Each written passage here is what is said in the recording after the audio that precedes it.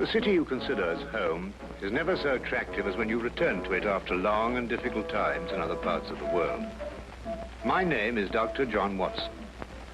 I had served and been wounded in the more remote regions of Afghanistan and had been discharged from the army with specific instructions to rest. The sight of London again was already working its soothing tonic. As I rode through the familiar streets, I never suspected that a chance introduction would lead me into the most amazing adventure of my entire life. Watson, old man! Hello, how have you been? It's good to see you. Not as well as you, obviously. You look great, old man. Heard you were wounded. Well, it could have been much worse. Sit down. Care for a drink? Have one. Good. Well, what are your plans now? Well, nothing really at the moment. I'm looking for lodgings. Trying to solve the old problem of comfortable quarters at a reasonable price. That's odd. You're the second man today that's used that expression. Really? Who's the other? Well, you wouldn't know him. He's doing some work in the chemical laboratory at the hospital. Might be interesting. Yes, well, I wouldn't mind sharing a flat with somebody if he was all right. Well, Anything wrong? Oh, no. He's rather strange. Well, what's wrong with him? Oh, nothing wrong with Holmes. That's his name, Sherlock Holmes. Well, when I saw him this morning, he was doing some research with a corpse. Oh, what was he doing? He was beating it with a stick. I beg your pardon? Did you ring, sir? 2 shillings, please. Very good, sir. What did you say this Sherlock Holmes fellow was doing? He was beating a corpse with a stick. Oh? What in heaven's name do you want to do that for? He wanted to find out if it was possible to inflict a bruise on a body after death. Why? You know? Did you ask him? That's another strange thing about this Holmes. Somehow, one never thinks to question him. No.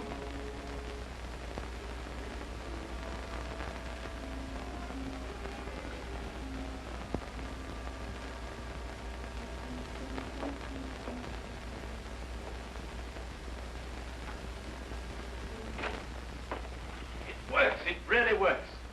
You realize you've just entered the greatest chapter in the history of forensic medicine. You're Dr. Watson. Yes, I am. What works? A foolproof test for hemoglobin. You realize what this means, of course. No, I don't. You must be Sherlock Holmes. It will create a revolution in criminal investigation. Yes, I'm Holmes. How did you know I was Watson? Because you've just come back from Afghanistan. How do you do? How you do? How did you know I'd just come back from Afghanistan? Well, it's written all over you. The problem has generally been that a man is suspected of a crime months after the crime is committed. Then when they find bloodstains on objects of clothing, they can't be sure if it's blood, mud, or rust stains. But this solves the whole thing, of course. Oh, of course. Of course. Stamford told me you're looking for someone to share a flat you'd found. You know, if this test had been in existence a year ago, it would have meant that von Bishop of Frankfurt would most certainly have been hung. And that goes for Mason of Bradford, Muller, and O'Fay, naturally. Naturally. Who are these people? Did you know, I'm delighted to meet you, Watson. I think you'll like the flat. It's in Baker Street, by the way. Or we could pop round this afternoon and have a look at it, if you care. Yes. Oh, yes, rather. I'd like that. Good. Did you mind if I play the violin? No, go right ahead. No, I don't mean now. I mean when we're sharing the flat. Oh, no, of course not. I like a bit of good music. Oh, good. I'm not very good. Oh. Tell me, Holmes. Yes. How did you know I just got back from Afghanistan? Well, it's obvious. Now, that's what you said before. It isn't a bit obvious. You're a doctor, that much we know. Huh? But with the air of a military man, therefore an army doctor. You've acquired a sunburn. I know it's not your natural color because your wrists are white. Your eyes tell me that you've recently been ill. I'd say some sort of tropical fever. You use your left arm stiffly as though you'd sustained a wound. Now the problem becomes, where would an army doctor have contracted a fever, sustained a wound? The answer, my dear Watson, is in the present campaign in Afghanistan, naturally. Naturally. Of course, it's obvious. Naturally. Weeks examined the rooms at 221B Baker Street that afternoon and promptly moved in on the following day. I had, at this point, known Sherlock Holmes for only 24 hours. But the man's fantastic powers of perception, coupled with the almost unpredictable personality I'd ever encountered, kept me in a state of constant surprise when I wasn't being shocked. It was unbelievable, the things he knew and the things he didn't know. Now, really, my dear Holmes, you mean to tell me you didn't know that the Earth moved round the sun? Really? But every school child knows that. Well, now I know it, too. And I shall promptly proceed to forget it. But why? Yes. Why? Why should I remember it? Well, because it's a natural phenomenon. Well, is it important? Does it affect us? If you told me the Earth went round the moon, would it make any possible difference to our way of life? Well, to put it that way, no. Then it's useless information, and I shall do my best to forget it. I advise you to do the same. At times, I thought the man was joking and simply having a bit of fun at my expense. But I soon learned that he was in dead earnest. I also, unknown to him, made a brief classification of the man's knowledge. Literature? Nothing. Philosophy? Nothing. Astronomy? Nothing. Politics? Disinterested. Botany? He knew everything there was to know about poisons and absolutely nothing about practical gardening. Chemistry? Profound. Sensational literature? Without question, Sherlock Holmes knew the details of every horror perpetrated in the last 100 years.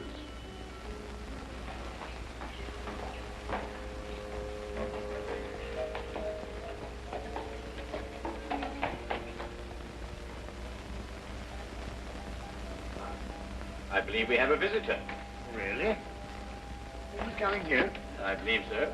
I would also say he's a retired sergeant of Marines. Oh, you know the man? Never clapped eyes on him before in my life. Well, in that case, that's one of the wildest statements I ever heard. How can you possibly guess he's a retired sergeant of Marines? You've never seen him. A guess, my dear Watson. A calculated deduction. Yes, he is coming up here. Do you mind if I ask you his profession? Oh, by all means. Now, where did I put my violin case? Hmm? Oh, it's over here. There you are. Ah, my old friend. Come in. Excuse me, gentlemen. I have a message here from Mr. Sherlock Holmes. Thank you.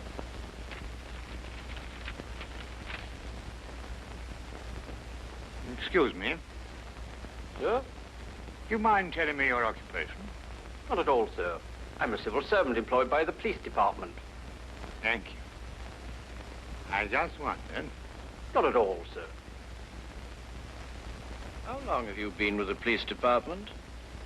Just a year, sir. Before that, I was a sergeant in the Marines. Good day, gentlemen. How did you know? An interesting letter, Watson. A very interesting letter. Perhaps you'd like to come with me. Where? To catch a murderer, of course. Of course.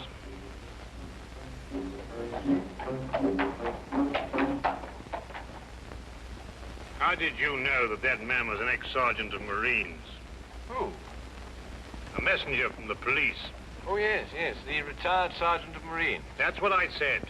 Well, there's nothing mysterious about such observations, my dear Watson, but unfortunately, when explained, they lose their romantic order of mystery. My decision was based on observation and logical deduction. The man had a large anchor tattooed on the back of his hand. This was visible from our window. I admit I didn't notice it at the time, but since you mention it, I think there was an anchor. Oh, there was indeed. He also wore regulation sideburns and had a slight nautical roll. Thus, I judged him a Marine. Oh, guess, I grant you, but only a refinement of guesses one makes every day. Don't be so disgruntled, Watson. Test your own powers of observation. We are entering the perfect situation. Oh, what are we entering? A house that holds a murdered man.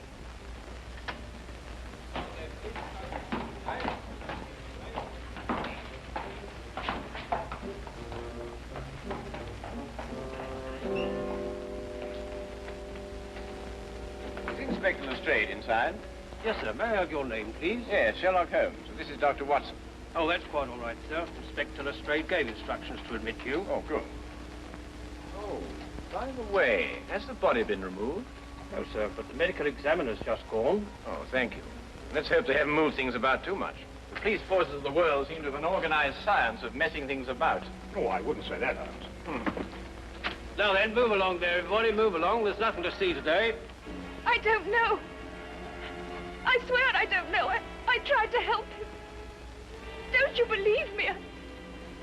I had to do what I could. It was instinctive. It was instinctive for a woman like you to commit murder. That's not true. You know it's not true. I know you hate me, but you can't believe I'd do a thing like this. Yes, I can, and I do. Please. She's a murderess. You know it as well as I. She murdered your brother. It's a lie. Yes, it's a lie. Your entire story's a lie. The relationship you had with my son was a lie. My son's been murdered. This girl's a murderess. Why she did it, what her motive was, I don't know. They were engaged without my blessing. I can only be grateful that she gains nothing by her crime. Your duty now is to convict her. Just a moment, please.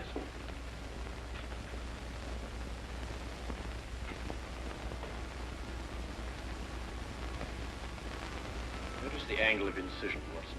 Yes. And the force of the blow and the general penetration of the upper region of the chest. How long would you estimate before loss of consciousness? Well, it's difficult to say. 30 seconds. Minutes? Oh, between the two. I see. And death? Shortly thereafter. 2 minutes? 3? 3 or 4, I'd say. Thank you, Watson.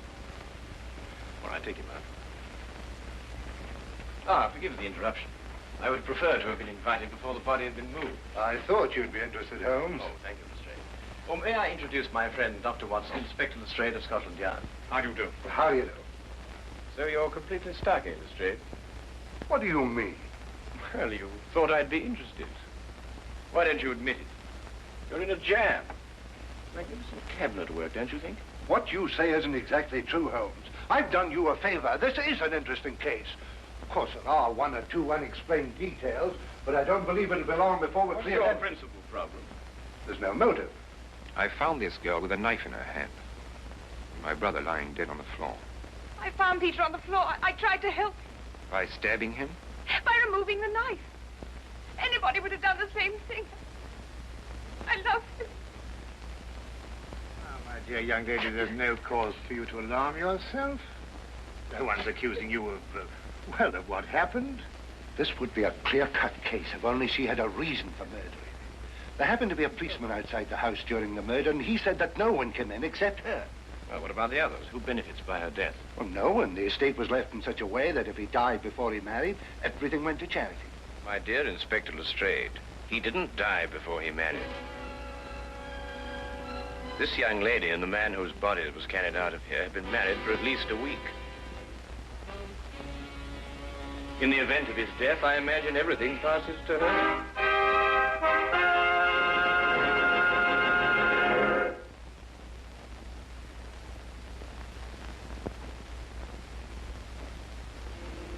And now we return to the case of the Cunningham Heritage. How did you know they were married? Weren't you?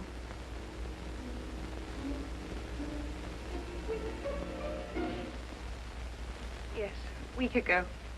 Then you do benefit by my brother's death. You're his heir. I don't know if I am or not. I only know I didn't kill him. I swear I didn't. Where were you married? We went down to Brighton last weekend. Well, why didn't Peter say anything about it? I don't know. He asked me not to say anything, so of course I didn't. I'm afraid, young lady, I'll have to ask you to accompany me to headquarters. Stand.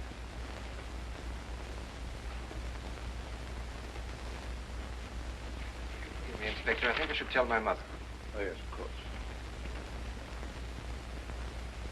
Tell me, Holmes, how did you know they were married? Well, the man's hands had the remains of a sunburn and the fading marks of a narrow ring, but not as yet that indentation of the finger a ring generally leaves. A weekend in the sun at Brighton explains the whole thing perfectly. I didn't notice these things. Yes, I know. The young lady's hands were also sunburned, and to the same degree. Then the case is solved. Yes, it would appear so, wouldn't it? What are you looking for? How do you see that? What? Here, use this. Why, that's only the cut in the carpet. Yes, but it's a fresh one. Yes, but what does it mean? That's a good question. You'll stop looking for clues now, Holmes. Ah, you solved the case then? Completely. Oh, splendid. Seems this girl had a record. 9 months in the woman's prison in Holloway, from the 21st of February, 1892, to the 21st of November, 1892. She was employed as a governess and convicted for stealing £300 from her employer. It's quite true. I knew you'd find out sometime. I made a mistake 5 years ago, but I paid for it. But Peter knew all about it before we were married. I never tried to hide it from him. You didn't know what else you had in mind. I had nothing else in mind except that I loved him. I'm afraid I must ask you to go with the office on this. Rather, madam.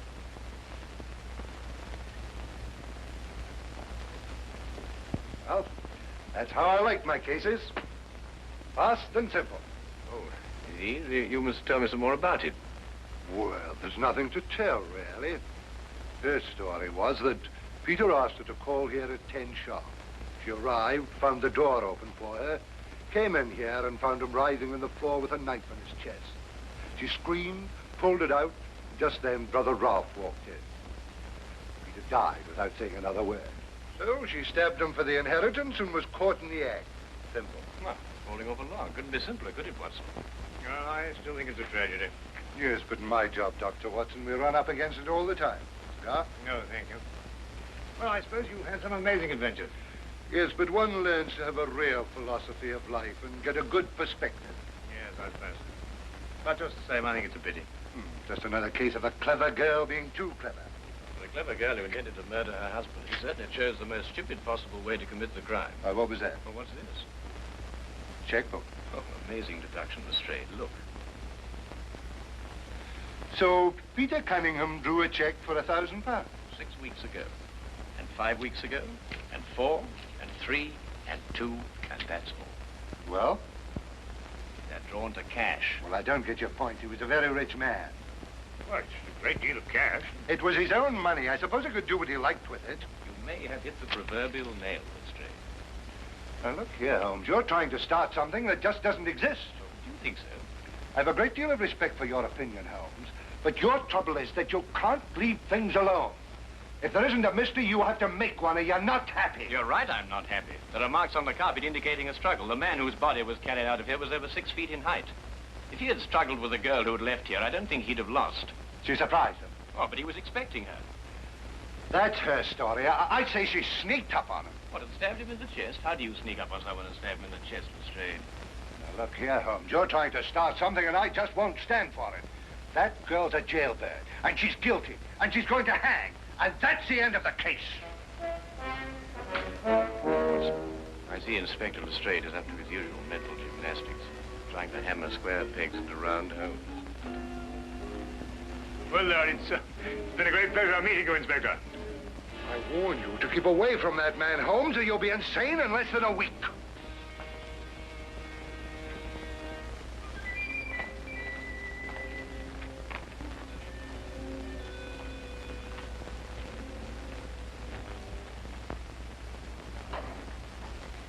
What time is it?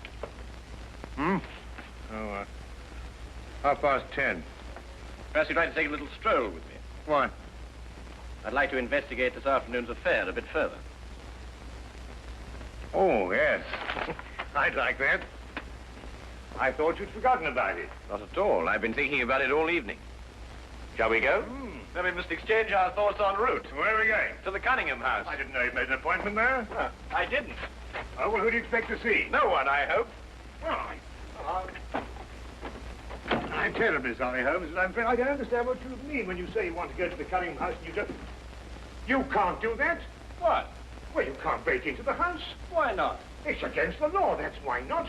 Why, if we're caught... That's it. What is? If we're caught. But that makes no difference. It makes no difference at all. The thing is, if we're caught, it's against the law.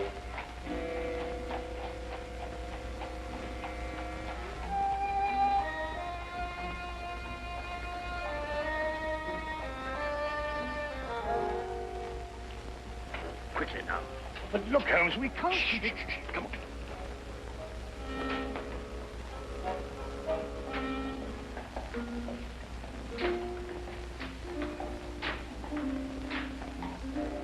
Good evening, Inspector. Good evening, Sergeant. Everything all right? Yes, sir. I just thought Sherlock Holmes might have dropped by. Where'd you get the key? The key is a burglar's too. A burglar's too? Is the street clear? Yeah.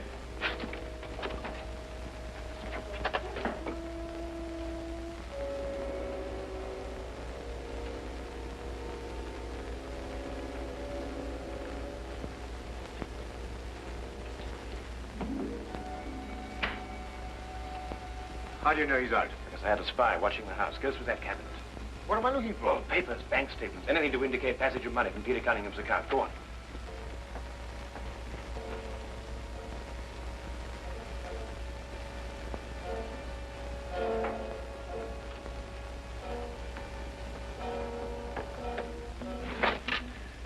It's absolutely ridiculous. Looking for something and you don't know what in order to catch somebody and you don't know who. Quite ridiculous.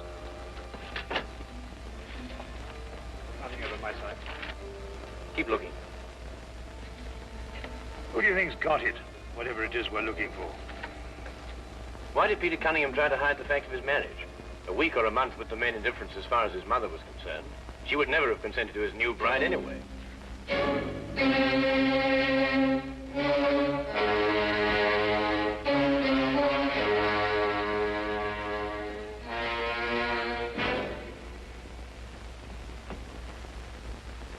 He married her to prove to me that my blackmail wouldn't stop him. And then he withheld the fact in order to give me 1 week to clear out of the country before he exposed me. The money he paid you went to buying up your promissory notes. I was being pressed, Mr. Holmes. My brother's engagement to a jailbird gave me a perfect opportunity to extract a little money from him. In fact, if he hadn't been such a bullhead, it would have gone on for quite some time. A jailbird, as you put it, makes the perfect murder suspect. Perfect, Mr. Holmes. And you and Dr. Watson make perfect burglary suspects. When I report your death to the police, they can't possibly blame me for defending the sanctity of my home.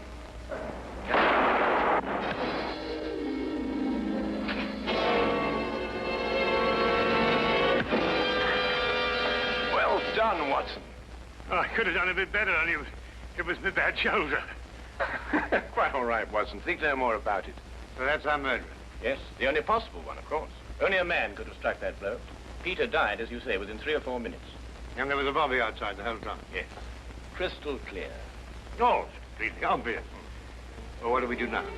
What's going on here? Who fired that shot? We will sit with the good inspector, and with the aid of our evidence, a bit of logic, and a few simple diagrams, we will endeavor to convince him that night follows day and that 1 and 1 inevitably makes 2. How did you two get in here anyway?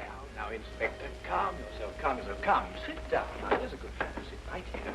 Now, you see, we have a great deal to talk about.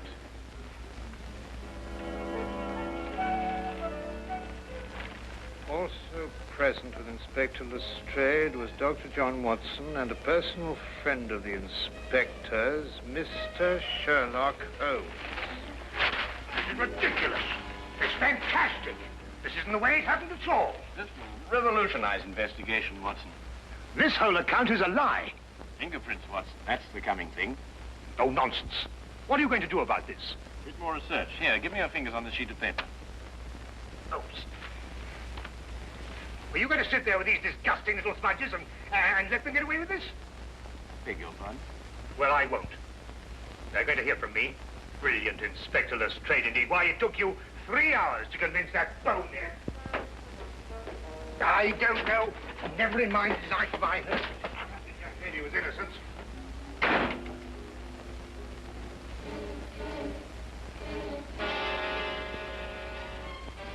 Oh. I wonder if he got more than a shoulder wound in Afghanistan. Oh.